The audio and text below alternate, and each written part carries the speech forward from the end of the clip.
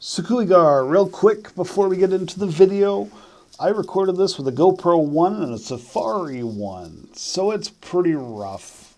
And also my sound guy that I put the sound recorder in front of was crinkling a bottle and there was another guy tapping on the table. So sorry about the audio. It will get better. Thank you. Please like, comment, and subscribe. I'm going to start right down the far end there. Down there we have Marco Basso and Andy Brown. Now these guys are not only the cinematographers of this project, but also the directors and producers of the whole thing, the creators, the lords of Bucketheads. That is a massive title to give us. Thank you, but yeah, I'm Andy Brown. This is Marco Basso. We are sort of the brainchild behind this thing, and thanks for coming out and hanging out with us. Next down the line there, we have Tom Rolfe. Tom Rolfe is our VFX supervisor. Tom, tell us about yourself. I'm Tom Rolfe, VFX supervisor. I've been working on this since the beginning of Mark and Andy, and yeah, it's been a lot of fun. Awesome. What kind of experience do you have, Tom? Just really quick, what's your experience like? It's been a lot of hard work, but a lot of fun. No, like what awesome movies do you do? What movies do I do?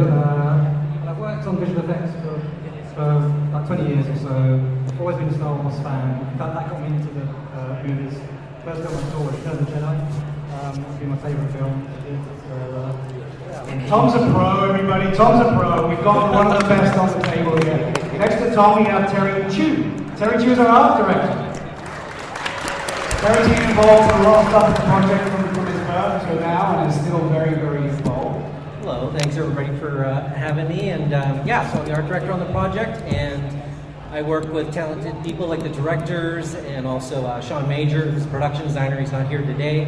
Caleb Friesen, and basically the whole crew on the look of this project. So obviously it looks like Star Wars.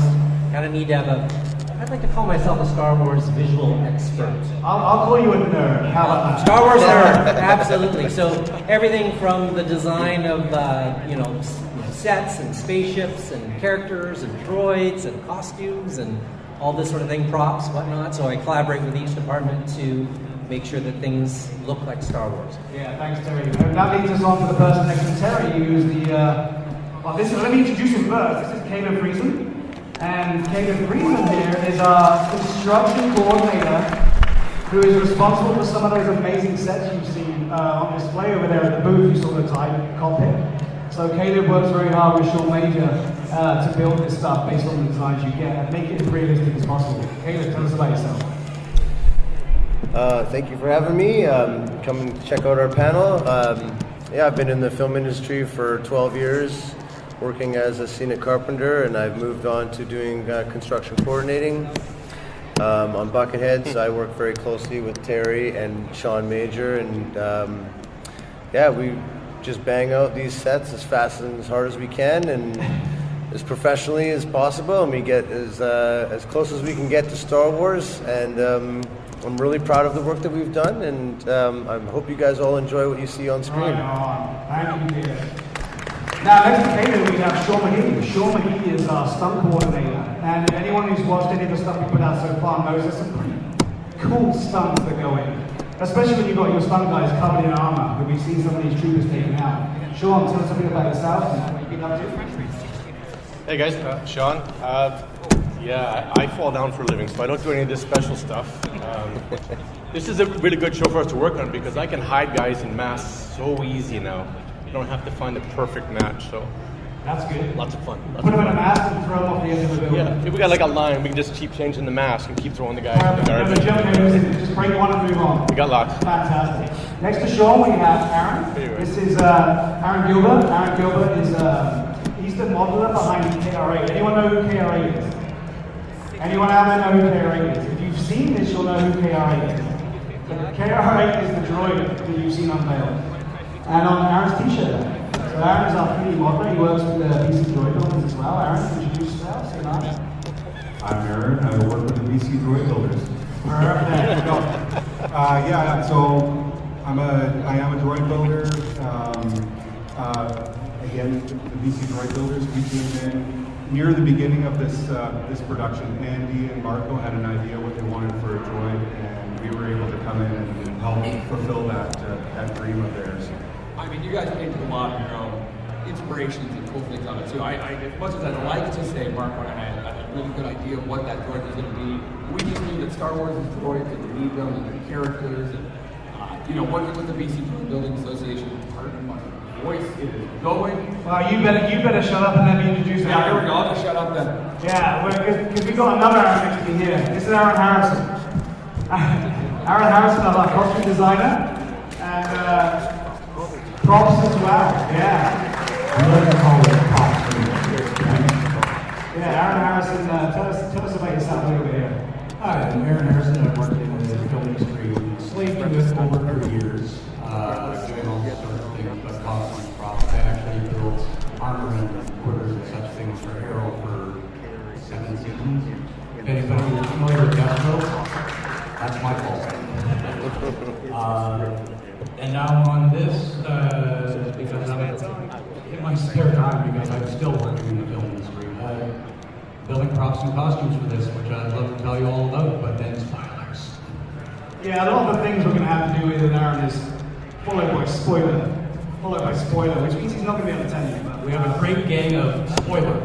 yeah, we'll get to that though. Now, like I said, it's going to be very difficult without you guys seeing what we wanted up on the screen right now to travel into the questions that may come from it. But what I want to do now is just really ask the guys, and for your sakes out there, what have we been doing since this time last year? So this time last year, we were in studio, we were making episode 1, and trying to finish episode 1. And then we all had this thing come along, which we all know now, everyone out there wearing a mask, is making things a little bit more difficult. So let's start at the end of the table again with Marco and Andy, and can you tell everyone what you've been up to during those times that nothing's been out? Absolutely. So yeah, I mean, I think as Steve said, this is a massive volunteer production, and during good times around the world, this thing is very difficult to schedule and create. We do it on very little money.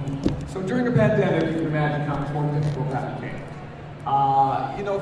Thanks again to our huge and amazing crew who has volunteered so much time in this really difficult time. But these guys have been spending so much time in the shop building a lot of new sets that take us to places outside the forest, which is very much what we've wanted to show you guys for a long time. Our impressions of places like Coruscant, the Star Destroyers. We've got some very exciting sets coming up that we really cannot wait to release. And can you tell us a bit about what you and Marco have been up and your capacity here as direction, production, everything?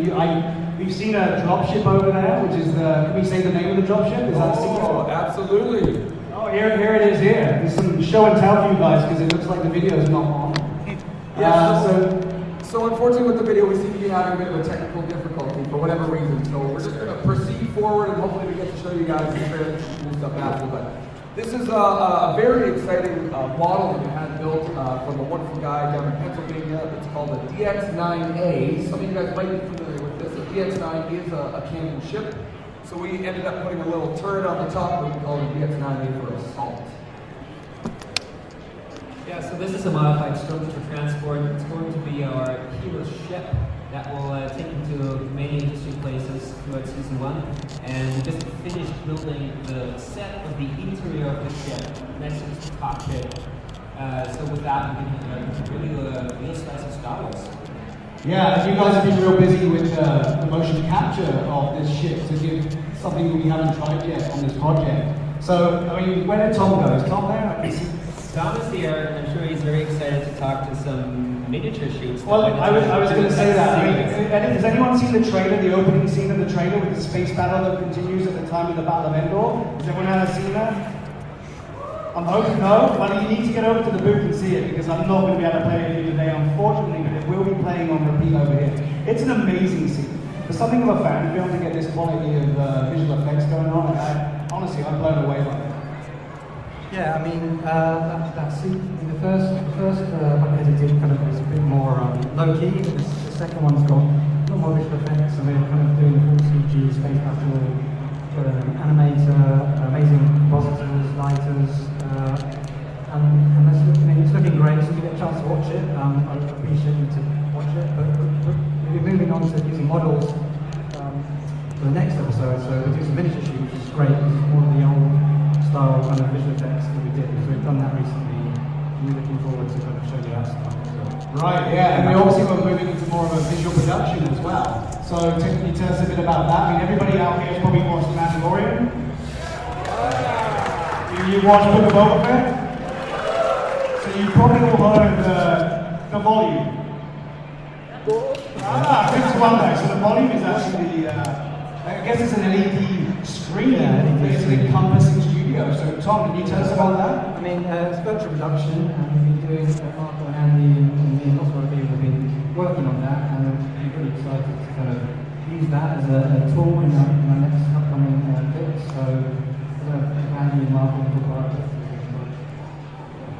Yeah, I don't know what you guys know about virtual production, but obviously it was used a ton, like Steve said, on The Mandalorian, on Book of Boba. This is going to become a tool that's used very often, I think, in filmmaking in the future. And it's kind of a blend between like video game life and filmmaking. All of a sudden, we're utilizing Unreal to really build up these really cool environments that like, oh, you want to go shoot on Mars? Well, it might cost you a lot to find a location that looks like Mars, move everybody there, build stuff for it. Or you could build it in the video game engine and shoot it on an LED screen. So a really exciting technology that we have gotten to dabble into. You can see how excited he is about it. And yeah, that's a cool thing that we're going to have a lot of, I think, in the next episode, the next chapter, pardon me. So it's something very cool for you guys to look forward to. So the best example that you guys can see so far is our TIE cockpit. Now, opening sequence, you see all the shots of the TIE pilot, and all the lighting that's on him is coming from LED displays that are around him that are projecting the battle scene back on his armor. So all the reflections you see are real, and that just sells it so much better than anything you can do with just visual effects. Just as a final fun little note about that, like Marcus said, so the actual thing we projected on him is that visual effects sequence, that space battle. We'd already created that, and then we just played it on these screens so it kind of, blasted all over him with the light. And it looks, see it for yourself, but we think it looks amazing. Yeah, and on top of that virtual production, which is going to hopefully make things more and more expanded for us, what we do. If you've seen some of the teasers that's been put out of environment that we're calling the Level 1313, does anyone know what Level 1313 is? Any Star Wars fans out there have seen some of that? I mean, you'll know we've seen it in animation through Cosmos, etc., but we've never really seen live action from 1313. So what this team is putting together is a live action experience of that. And one of the things that happened during the COVID times is Caleb and the crew that are building the sets have actually created a whole town level of 1313 for us to use as a set, as well as other things. So Caleb, do you want to tell us a bit about the work that's gone into that set that looks so amazing?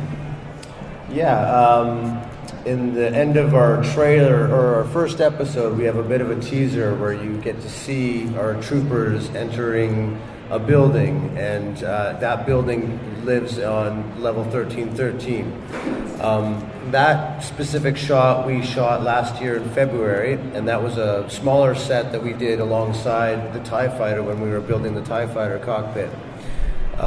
So that was our first step into level 1313, and then with our next block we went larger, and we decided to get crazy, and we built an entire city block of level 1313. Yeah, like what's the rough square footage like? It's 9,000 square feet 9,000 square of feet. that set. I think you agree. So we're really excited to get that to come out, and that will be in Chapter 2. You will see all of our wonderful sets that we've built with the help with our design team, Terry Chu and Sean Major, our production designer, who couldn't be here tonight. He's flying to Mexico for a much-needed, well-deserved vacation. So, we're very excited to show you guys that, and keep a lookout for our Chapter 2, which we're hoping to release in early May. So Terry, I know you were probably very largely involved with the art design of that whole thing. I mean, what was your inspiration? Was it really just from the animation, or did you have something in your head you want to get over? It was a lot larger than I thought it would be. I think initially it was like, hey, let's draw some images of what one alley would look like. And then that alley turned into a street, and that street turned into intersections, and it just kind of got bigger and bigger and bigger. And I worked with Sean Major to design a lot of the fronts of some of the buildings, a lot of the signage, a lot of the graphics. And just as a Star Wars nerd, it's super fun to go super, super deep. So I had a ball just designing all this signage and food items and menus, but like if you know how to read Orabesh, or can find an Orabesh translator, there's just tons of hidden Easter eggs and things like that in our set, and I think that adds a very deep sense of, you know, it's very accurate, and it's very, you know, just very appealing to me as a Star Wars fan to be able to bring some of that to reality. And I mean, that's always been a goal of ours, right? Is further fleshing out of the Star Wars universe. It's so big, there's so much. Like, we absolutely love it in all of us. Star Wars right now is doing all these new properties to keep it going and keep expanding. We want to be a part of it. And it's fair to say with the environment comes different characters too. I mean, Bucketheads, Stormtroopers, hopefully everybody is a Stormtrooper fan in here. I mean, I guess I didn't introduce myself. My name is Steve Davey. I've been tagging along with these guys during the journey of this awesomeness, and from the first time they did the fan film, I happened to have the privilege of playing the Stormtrooper that we've seen in the first chapter so far, Oberyn Gunn, who was the captain of the squad, Nova Squad. So, hello. But with that being said, we're not just going to see Stormtroopers anymore. We're going to see different characters. We're going to see different types of character. We're going to see other people brought onto this this series, this season. So that's been quite good. Now, Aaron, you have had to do some of the building of the costumes, etc., for said characters, correct? Oh yeah. We had to reproduce, if you've seen it, you saw there was a pile of Rebel Troopers.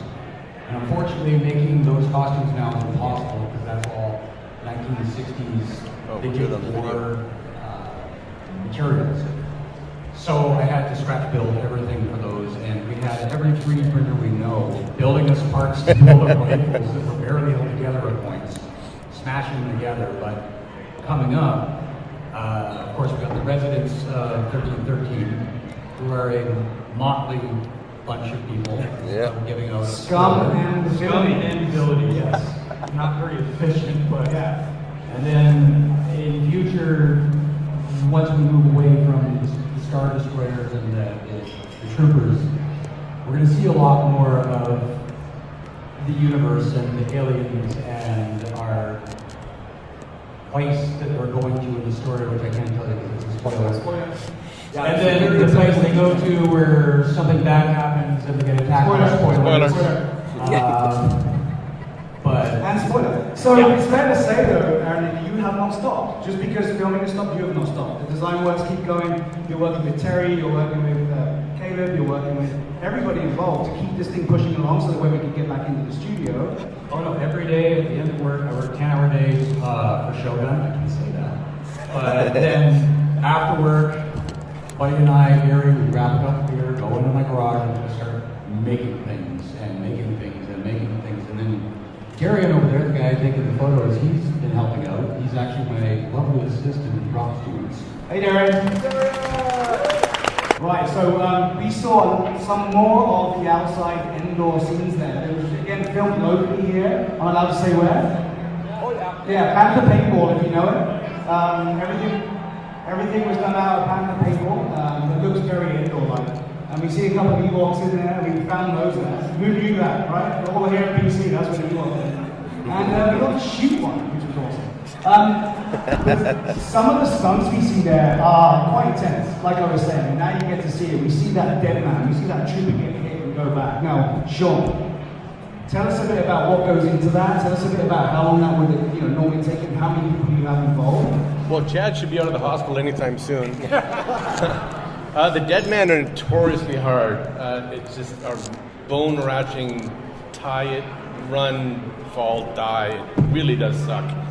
And I think the worst thing about this whole thing is that we're wearing hard plastic costumes and there's nothing soft about it. So when you take a hit, you hit the ground, you get the helmet and the pieces pinching and biting, and then we take him out and bring in another guy and do it again. Right, so it's fair to say that we did work on building the armor to fit the stunt guys. The stunt guys do wear protection. They have to wear protection, they have to wear harnesses, etc. So just putting a piece of armor in doesn't work. We have to actually build it bigger to fit, to make it look decent, make it look legit. And yeah, Chad had to run full speed in that armor, knowing that at some point, he doesn't know when, there's no marker, nothing, right? No. and full speed, and then that cable comes to a stop. Actually, I think we told him there was donuts on set, and he just boogied it, and then we just stopped it. Yeah, watching it happen on your feet. The entire crew was it was a hard hit. It was good. It was worth it. In general, like, it was one of the hardest things to figure out for this project. If any of you have ever put this armor on, you understand the highly restricted movements that you can do. So not only were we having to work with you guys, like yourself and Chad, to figure out sort of what portions of the armor we could cut off, so that your armor can do a full bend, or like you could take a knee. I remember at the end of the film, you guys have noticed there's a little bunny hop over a log that our hero, Torm, has to do. And, watching it, you're like, oh, it's nothing. But on the day, like, this was quite a problem. We're like, we like this log, we want to go over this log. But if it rips off one of the knee plates, Ripped off. to put that on back with Velcro. I mean, typically in 1977 Star Wars, if you look carefully, everything's held together with tape. So that's literally what we had to do for the whole course of filming. But we learned from that, and we expanded the suits to be able to do this stuff. I mean, that's how hard it was to get a guy over a log. And now we're lifting guys up into the tree with Ewok tracks. I mean, you can imagine what it's like to try and, I don't know if you guys know how this works, but these guys have to wear like unique vests that you run like a cable through. So we're having to feed that into the armor. I mean, we blew out a couple of leg pieces. It was quite an experience. We get these late night texts from these guys saying, we need another set of thighs. We need another set of thighs. 3 days later, we need another set of thighs. We just kept getting smaller stunt people to fit into that one But thing. you have never seen the scene where the trooper gets brought up into the trees when you on track, right? Anyone out there seen this? Again, you have to go and watch it or download the QR code to watch it. There is a scene where the Ewoks set a trap and the trooper gets caught. Gets taken by his leg upside down up into a tree. That's not a CGI. That's a real stunt. That's Bucketheads, guys. This has been our dream to make a project about stormtroopers, to try and bring in some of the gray tones of war, the realities of it. We're never trying to change the black and white that does exist in Star Wars, that there are bad guys, there are good guys, but we also kind of think that some of the guys maybe don't know they're the bad guys. That's kind of the aspects of war. Not everybody knows what they're, what the higher ups are fighting for, why are the big reasons, what they are. Yeah. So you saw some of those stunts that we were talking about, and now you appreciate what I'm talking about, all right? That is hard. And we also got to see KRA. What do you think of KRA? Are you looking forward to seeing more of KRA? I mean, it's become a diva of the show, I have to be honest. Aaron, do you want to tell us a little bit more about what went into that? Give them all the mics. This is going to be a problem. What we're into, is that what you're asking? Yeah, I mean, we're into the concept, obviously. So I think Andy and Marco, right from the beginning, when they were first fleshing out the concept, they knew that they wanted a droid that was custom to this project. It's not something that they'd seen in Star Wars before. They approached a couple of the members of the BC Droid Builders, myself included, and we spent a couple of weeks going back and forth. We had a couple of meetings where it was one of those typical there are no bad idea meetings, where we talked about what this droid might look like and what it might be able to do. I challenged the concept of there are no bad ideas, by the way. I think I came up with a few. But from there, we used what we got from Andy and Marco and Terry, and we came up with a concept for the droid, and we ended up with KR8. Now, KR8 is named for, we're paying homage to the local costuming group, so... The B-51st Legion out of Garrison? Correct, yes. The symbol is the Great Dragon. The Great Dragon. So KR8's nickname on set and in canon, in our canon, is Great. And KR8 is the companion droid for our named character, Nomi. Andy? I have to say too, this has happened to us a couple of times on the project where we think we're so clever and we're like, oh, we're gonna name the droid Crate. Because you don't see a lot of stuff with the crate dragons. And then before we can release the episode, the friggin' Mandalorian comes out with a bunch of crate dragons. The biggest crate dragon we've ever seen. We already had crate designed and named, and we'd already captured the footage, we're just polishing it, and then we see this episode come out. So this has actually happened a couple of times. We booked Boba now, things like that. We keep thinking we're smart and slick, but we just can't release it back to you. Terry, what was the inspiration behind the look that we're getting here? Initially, we were looking at obviously like the ID series droids from Battlefront, that sort of thing, and the Imperial probe droid, and they all sort of have this kind of UFO donut shape and an assortment of red eyes, right? So that was kind of like the design language. But the thing that I wanted to do that was a little bit different, I kind of tapped into the character's background, Nomi, and me asking all these sort of hard-hitting questions, like, what's her family like? What happened? How did she get into this? Why would she join a stormtrooper, squad or platoon?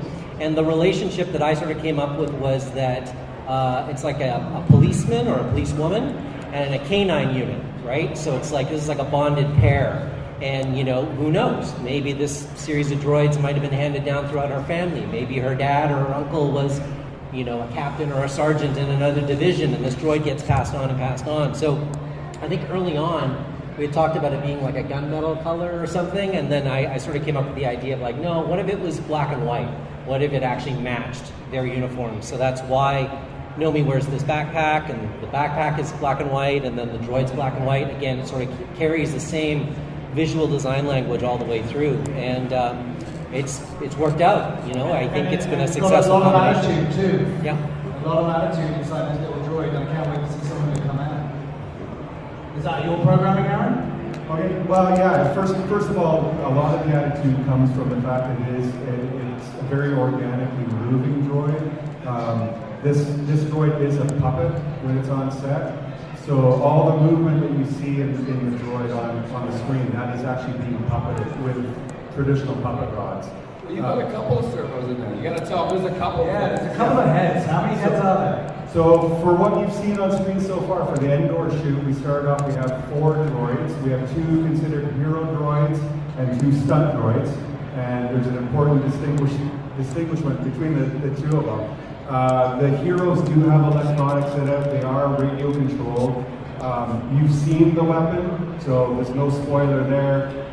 The droid does have a turret on the top that's able to pop up, and it has a turret that can turn. That is all radio controlled. There is some radio control over the iris in the front. Yeah, that's cool. That's so cool. I can't wait to see some more about it. I mean, hopefully you guys are going to be following just KRA here, and the rest of it's just going to come as an added bonus. But we're already excited to see what you're going to up to. I was going to say too, something you can see there is the puppeting work that Aaron's doing. He's standing there with a big stick by moving it. And I want to say thanks to the effects crew when I spent hours painting up the blue rolls. I do recall a request of like, Terry, when you guys are out in the forest, can you try not to have the sticks anywhere where we can see them? Like, can you not block anything or have any trees behind? Because all these visual effects artists have to go in and essentially paint out those sticks. And it sounds really simple, but it's not. It's apparently a lot of work. It's worth it though, because the movement's so great and positive, so yeah, it's worth it. And one of the other things we see in the full version of episode, chapter 1 of episode 1, or chapter 8 of episode 1, is we see the Endor forest and we see all the rebels this time. Before we just saw the troopers. So, and Aaron, you put a little work into doing something different for our rebels there and build the costumes and weaponry, right? Yeah, well, I didn't know anybody was cast, so everybody's pants were basically clown pants with a drawstring, so anybody would fit them. And we had, 10, 12 people? It's a 10-ish, somewhere in And, there. I mean, it looks like a lot more in there. That's because we just kept recycling them into different positions. I think everybody died once. At some point, everybody fell down. As long as they all got exterminated. Yeah, and then to paint the outfits, I literally had to dig out find some canvas, sit outside, thank God it was warm, with a car paint gun to get the camouflage. And just, my neighbors were looking at me like, They're probably used to you by now. oh, no, they're very Is anyone got any questions out there after watching that? Did you want to come up and we'll get some questions coming in? I will mask up. I'll come to you. That's right, Steve's going to work the crowd now. Work the crowd. Steve's gonna get steps in anyway, so. Oh, here I go. Why do I do this? I don't know. Steve, you literally volunteered. You literally volunteered. Hi, what's your name? Hi, Evan. Great outfit. What's your question?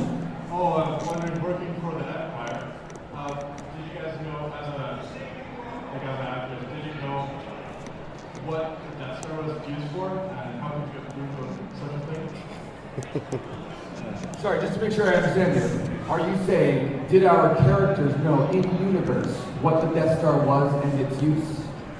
Yes. I would say wholeheartedly yes. Okay? These people know what the Empire is. They're fighting for the Empire. But the way the Empire is described to them, what it does for people, the security it's providing, the rebellion is named as such in a negative light for individuals of the Empire. So a lot of, I think, how we like to think about the Stormtroopers, the real people who are consigned to the army, that they're just brainwashed, right? They're trying to fight for a better universe in a very expansive galaxy. A lot of stuff they don't know about and are just literally told to be propaganda. So we would believe they do know what Death Star is use, and they would probably think this is like a strategic or defensive weapon to accomplish a unified galaxy. Thank you, Andy. Hi, what's your name? Hi, Aries. What's your question? I was just wondering how you guys got the rights to use the Star Wars characters in your show. Oh, I covered that one. I'm sorry. Over to you, sir. Get better.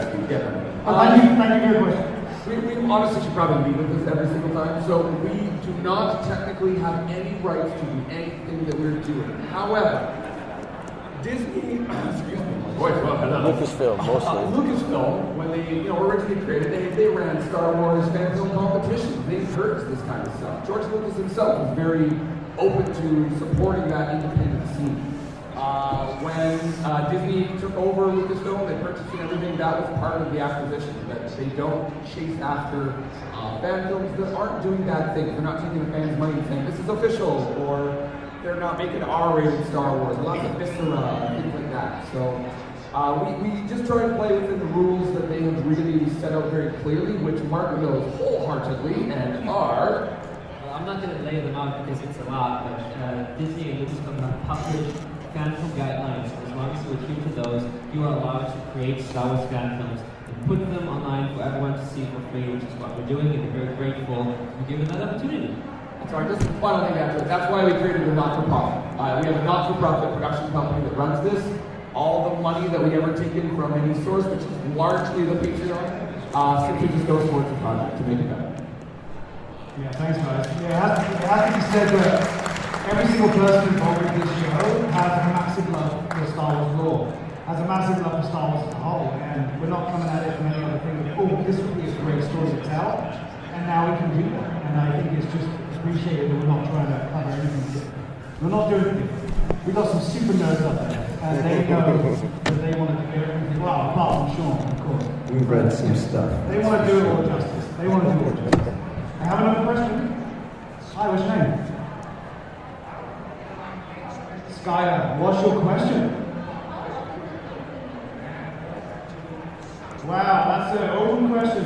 How long does it take How long does it take to make an episode? Which is a tricky question after 2 years of restrictions. Steve, stop. You're on the deck. This is a can of worm question. How do we even define the episode? What I can tell you is that when we conceptualized the project, we created 5 30-minute episodes. We have outline scripts, etc., etc. That's the way we want to release. Steve. But we're very much held down by whatever our budget is. We can only make stuff when we have the materials to make it, and money to rent equipment, and things like that. Excuse me, wow. So we're working as fast as we possibly can. This was chapter 1 of episode 1. Episode 1 itself is going to be 3 chapters. What we really hope happens when we do releases, we see our Patreon grow, and that's awesome.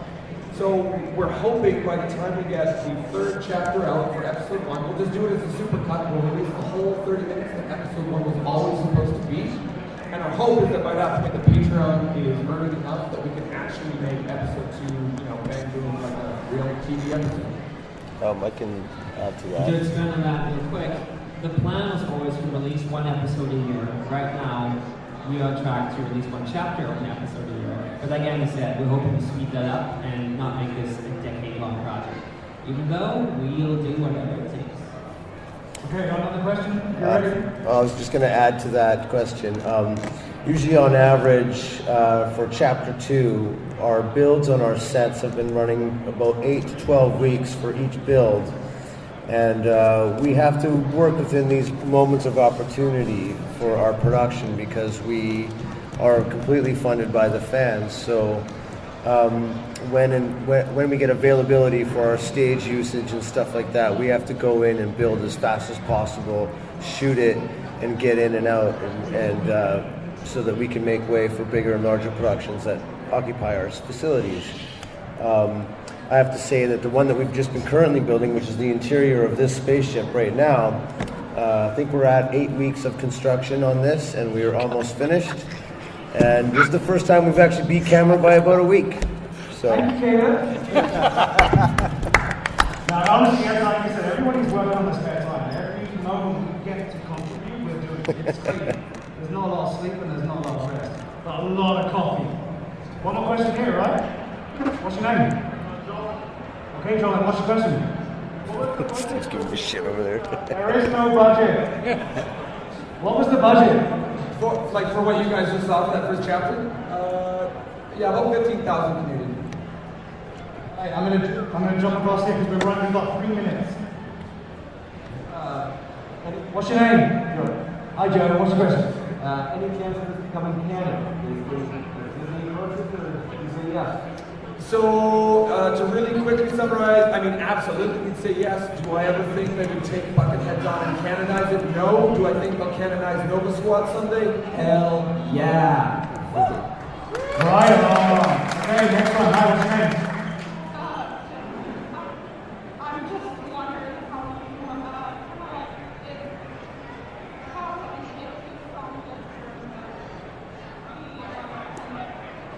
So what was it like having to struggle with Man-Darian? Yeah. So yeah, we kind of. What did you guys? How did you handle it? What was it like being shut down? How do we handle filming in the pandemic? Yeah. I mean, just as safely as possible, right? It's volunteer stuff. We're not paying people. We are, a lot of us are film industry professionals, so we see how the big shows do it. So we just emulated that. We tried doing zone stuff. That didn't really work so well for a small production, but we do the temperature guns. We make people sign, COVID waivers and kinds of things. If you're feeling sick, we have lots of hand wipes and sanitizer. We just masks, obviously masks. I mean, we really just try to emulate what we see on the big sets that we all work on. Well, no longer since you half your cast are wearing buckets over their heads, so they're already. Not anymore. We just have to wrap it up, so I'm going to have to leave it. I might just get to you because your costume's amazing. What was your question, real quick? my question is, what's your Patreon info and how do I become a supporter? What a great question. If you'd like to support us on Patreon, our Patreon is patreon.com/Twin Sun Film Foundation. Come to the booth, everybody. Come to the booth. Yeah, we have QR codes at the booth, so you can super easy on your phone. Scan the QR, get the picture. Last question, really quick. Last question. Everybody on YouTube, go. Is Bennett Shand going to be in Bucketheads? Holy moly, Bennett Shand was in our TIE Fighter earlier this weekend. Will she make an appearance? We sure hope so, but I don't know if I can say much else than that. Spoiler. But if you come over and sit in there, then we can say yes. Yeah, it looks like we have to get like Bennett Shand in the early years now. Yeah. So if you're willing to come do that, maybe come take a picture in the TIE Fighter. Check it out. Amazing. All right, we're going to have to wrap it. Thank you so much for coming out and listening. Please come and visit the booth with any questions I didn't get to. I apologize. But you can come and ask us questions all afternoon. We're all going to be over there. We'd love to talk to you. Thank you for the support. Keep supporting, and I hope to give you more content soon. And maybe more of these. Hey, this is Josh from Star Wars Escape Pod, the podcast. Come and check us out weekly everywhere you find podcasts. May the Force be with you.